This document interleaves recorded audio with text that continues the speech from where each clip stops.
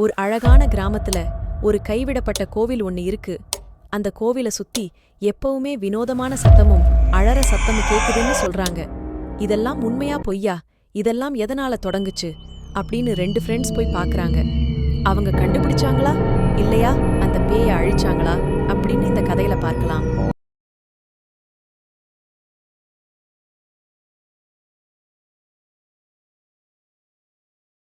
பிரியா ரொம்ப நாள் கழிச்சு கீதாவை மீட் பண்ணவரா?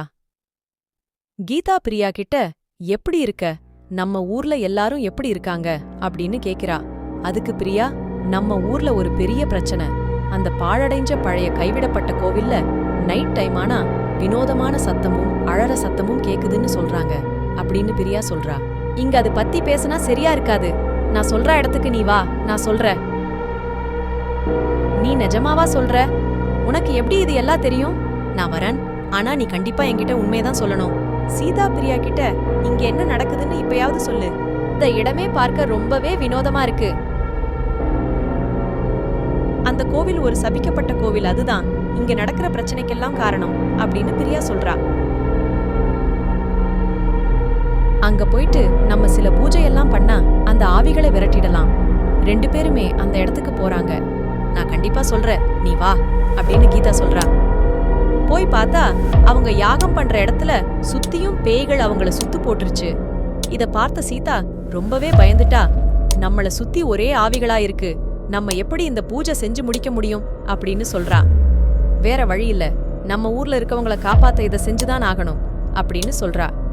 அதுக்கு சீதா கண்டிப்பா செய்யலாம்னு சொல்றா. எதனால இந்த கோவில் கைவிடப்பட்டுச்சு அப்படின்னு கேக்குறா. பிரியா அதுக்கு, அது ஒரு சபிக்கப்பட்ட கோவில், அங்க ஆவிகள் வந்து அந்த கோவிலுக்கு பாதுகாக்கிறதா சொல்றாங்க. அந்த கோவிலுக்கு பக்கத்துல இருக்கிறவங்க எல்லாம் இறந்து போயிட்டாங்க, நம்ம இந்த ஊர சாபத்திலிருந்து விடுவிக்கணும் அப்படின்னு சொல்றா. உடனே ஒரு சத்தம் வருது. இங்க ஒரு சாபம் இருக்கு, அந்த சாபத்தை கண்டுபிடிச்ச அதுல நானும் ஒரு தின்னு நீ அப்படின்னு பிரியா சொல்றா. இத கேட்ட சீதா ரொம்பவே அதிர்ச்சி அடையறா. நீயும் அதுல ஒருத்திதான அப்படின்னு சோகமா சொல்றா.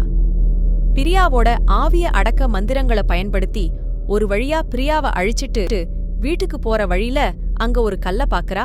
அதிலிருந்து ஒரு குரல் கேக்குது. என்ன அழிக்க நினைச்சல, என்னோட ஆவி அந்த கல்லுல தான் இருக்கு, அதை அழிக்கவே முடியாது, மந்திர சக்திகள் அதை பாதுகாக்கும், உன்னால இந்த ஊர் என்கிட்ட இருந்து காப்பாத்த முடியாது அப்படின்னு சொல்றா.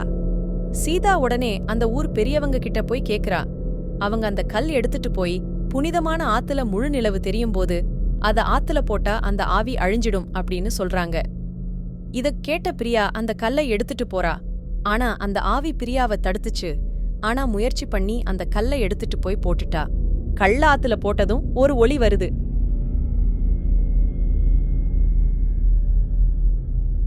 அப்போ அவளுக்கு ஒரு கனவு வருது.